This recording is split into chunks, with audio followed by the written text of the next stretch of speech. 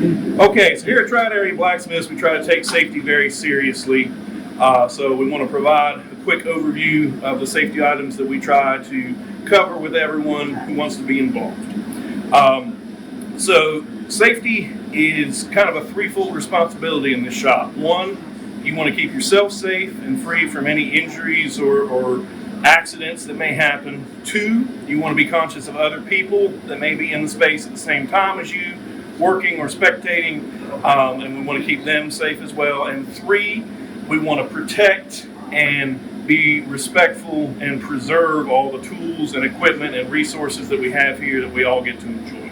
Okay, so first safety item is PPE. Number one, anytime we're in the shop and work is going on, we're going to have safety eyewear on. Okay, two, we want to have natural fiber clothing. Try to stay away from synthetics and fabrics that are going to melt and stick to you if something hot comes in contact with them. Three is closed-toed shoes that completely cover your feet, preferably all leather. Okay. So, as we're working at the forge, there's a tremendous amount of heat. We're talking about thousands of degrees, right? So, one thing we want to be aware of is kind of what that heat is doing to our material and kind of how to deal with that, right? So just as an example, we're going to heat this up and take a look at what a reasonable general forging heat looks like. Okay, so right there out of that end, that bright orange, it could even be a hair hotter into the yellow. That is your forging heat. That's where you're making big changes. Now, working different materials may be different, but most of the work we do in here is with mild steel, so we're going to see what happens when we overheat. Okay?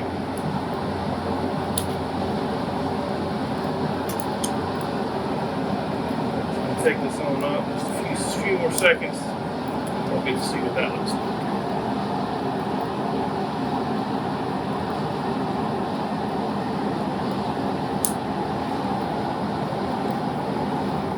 Okay, so you see how that piece is bright white and has sparks coming off of it.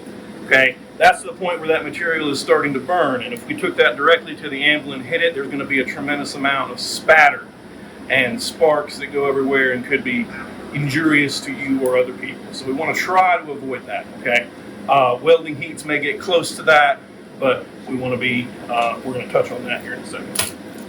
Okay, so. We also want to be aware of what the material is we're working on. If we bring in some random piece, there's all kinds of different steels and materials that react well to heat and forging and some that don't. I'm not going to go into great detail for this video, but if you have doubts about what material you have and are trying to work, please consult a more experienced smith. If we are working any kind of hollow material, there's a couple of things to be aware of. One is that while that is in the fire, because this piece is hollow, the hot, thousands of degree hot air can travel up this piece, and it is going to heat the end of this much, much faster than if this were solid, which can result in a burn. So one thing we want to do is try to protect ourselves from that. You can take a rag or something and stuff it in here, or some tape like this, and just stop that airflow, stop that from happening. Additionally, if this piece is hot and we go in to do a quench, the steam is going to force itself out of this end of the tube very rapidly, and steam burns are very, very nasty. So we want to make sure that we have this pointed away from us or anyone else if we quench, and have that end covered. Okay. So now, touching on something to protect our equipment. Okay, managing a coal fire is kind of an art unto itself. And we're just going to do a real brief touch on here. But you kind of want to have a low mound, okay? And if anything gets stopped up or anything, you have options. You can use the clinker breaker down here, or come in with some sort of straight poker and kind of loosen things up at the bottom of the fire to improve your airflow. Now, while you're working, there's things that are going to develop in the fire called clinker, and they're clumps like this, and they'll be glowing. But we want to try to remove those from the fire when they occur, because it keeps the environment healthier and allows for less oxidation and temperature fluctuations that can cause cracks in the fire pot and things like that. Yes. Okay, so as far as new fuel coming in, we'll keep some fuel kind of along the edge of the fire here. All right, and we're kind of introducing that from the side. We don't necessarily want to rake a whole bunch of green new coal material over the top of the fire. We want to kind of just keep it to the side or to the edge here where it can kind of bake. And it can be helpful to use a little bit of water on this coal to keep that fire from spreading back into our new fuel, and also kind of keep this fire condensed into a spot where it's a very targeted heat, where the heat's going into the metal where we want it to. What we don't want to do is take that water and just dump a whole bunch of it right in the center of this fire pot. Okay, that's counterproductive and it can cause problems to the forge itself. And then as we need more fuel in here, we can kind of shove it in and introduce it from the edge. All right, so now we're going to go to the anvil and look at what some safety concerns there and what forging actually looks like. So when we're working here at the anvil, one thing is that this is kind of our zone where metal is going to be traveling back and forth from the anvil to the forge. So if you're a spectator or moving to a different area of the shop, we want to be respectful of that. We try not to move through anyone else's area that's between the anvil and the forge. Okay, always try and skirt the edges. So just some general things. These are more for health and fatigue more than accident prevention. But generally at the anvil, you're going to stand feet shoulder width apart. We're going to grip the hammer and try to avoid having your thumb on the top of the handle because it can cause a lot of arm fatigue and bone stress. Right? Okay. One big thing is proper tong selection. So come down here. So you'll see here that these three sets of tongs are very, very similar in appearance, but they're all sized for different sizes of material. So for example, this size is for 1/2 inch, and it holds this 1/2 inch piece of material very, very well. Okay. Now if I try this that is sized for 1/4 inch material on this 1/2 inch, what happens is the spread of my reins or handles here gets to be too wide for my hand. Also, the tongs are only contacting material at a very small area back here, so it's not a very stable grip. Okay.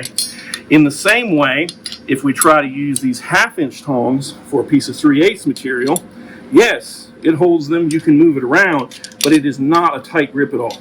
So we try to stress using tongs that are properly sized for material. You want to have a tight grip on your materials and holding them in a way that you're not going to have a lot of movement while you're working. See, these are tight in here, everything's lined up, my reins are an appropriate distance apart. I have a good grip. Even if I hit that at a weird angle or something, it's not going to come flying. All right, so one process that we do at the anvil is called hot cutting, where we use this hardy hot cut to cut through a piece of material. So there's a couple things to be aware of here. One, we want to try to avoid cutting all the way through the material.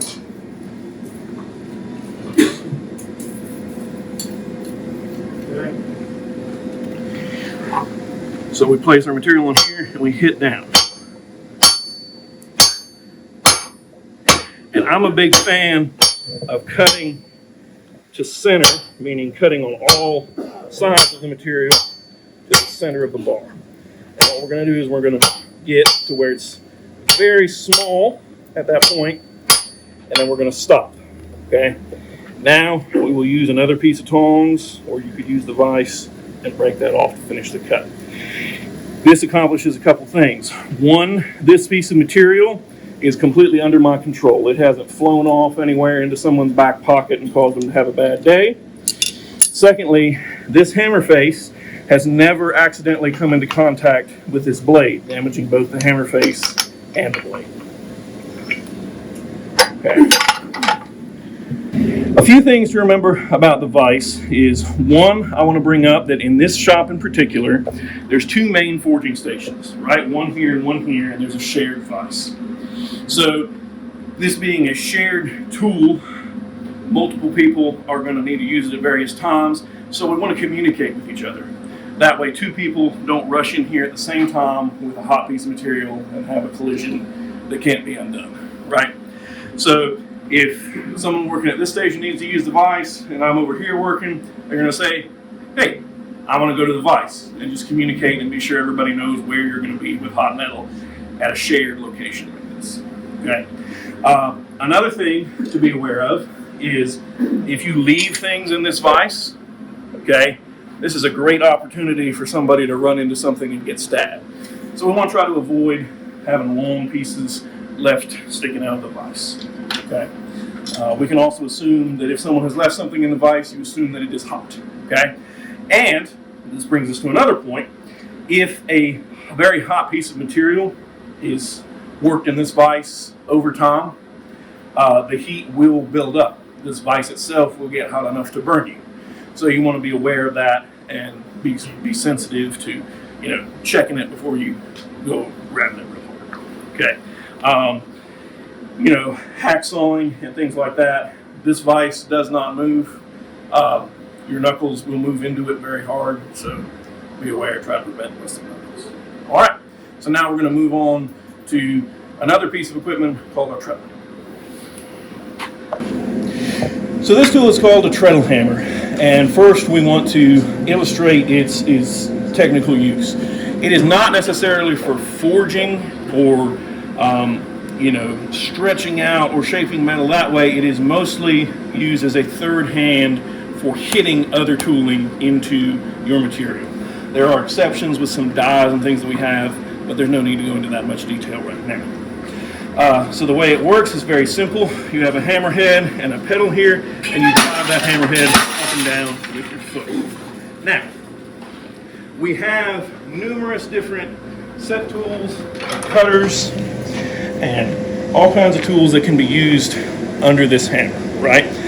So let's just have an example of some of those. So this is a chisel, and once again,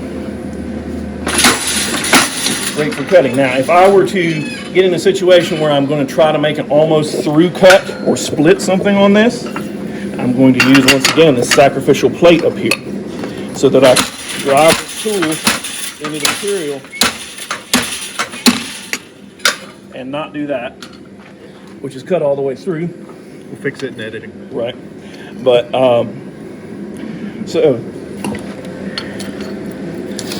and that prevents us from marring this surface too badly while we're doing an operation like that. So, another thing we have here is a little ball fuller.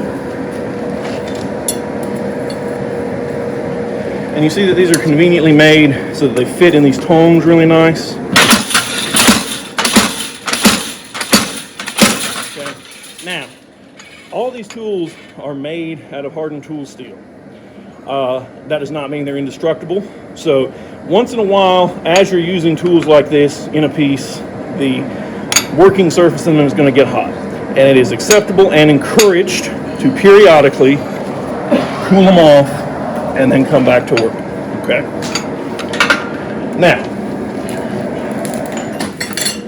this hammerhead is 80 or 90 pounds, and you're slamming it up and down with one of the strongest muscles in your body, in your leg.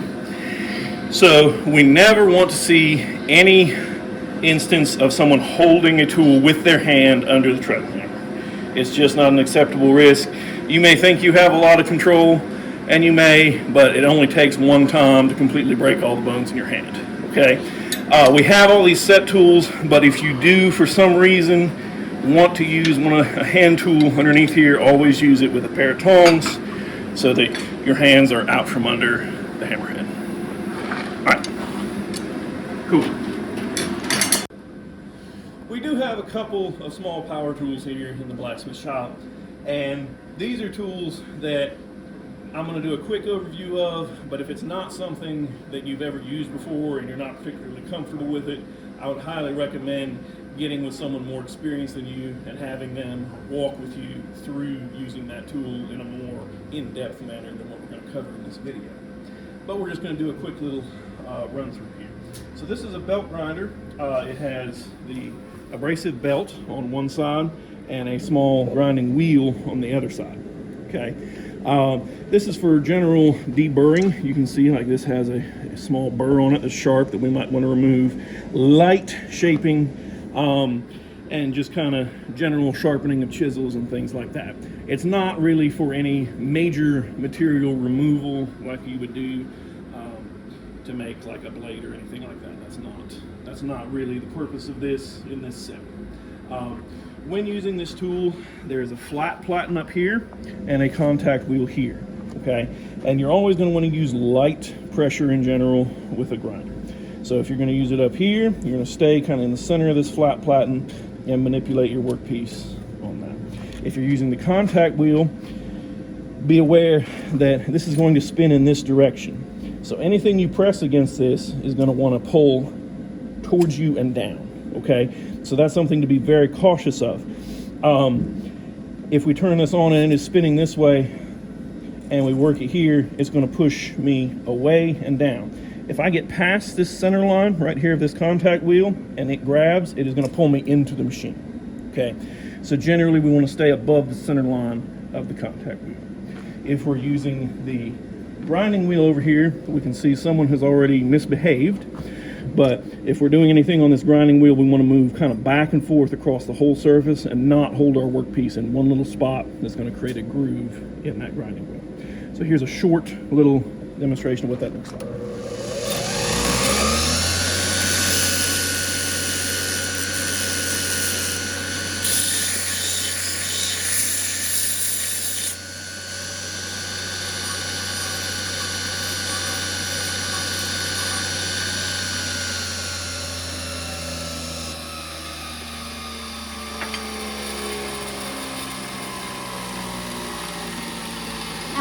Moving on to the drill press. We'll step right over here.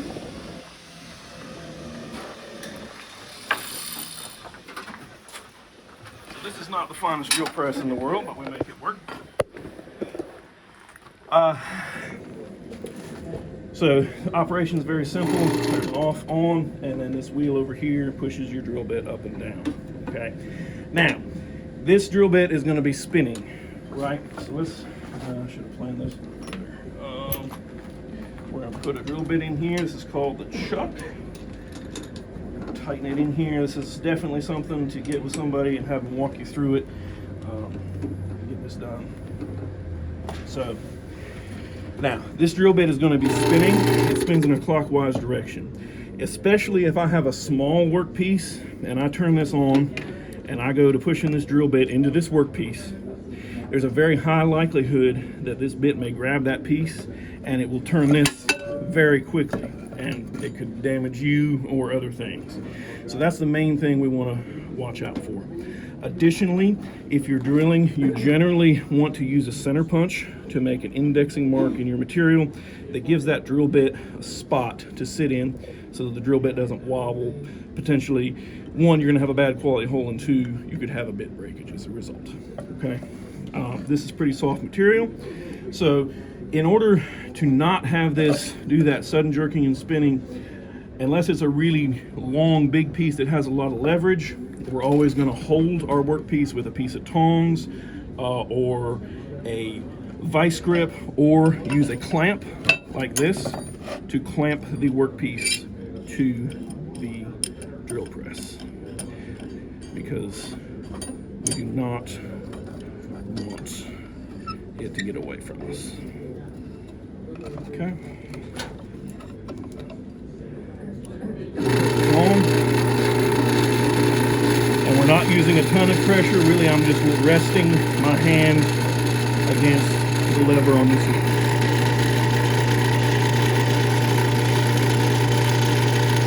Letting the drill do the work.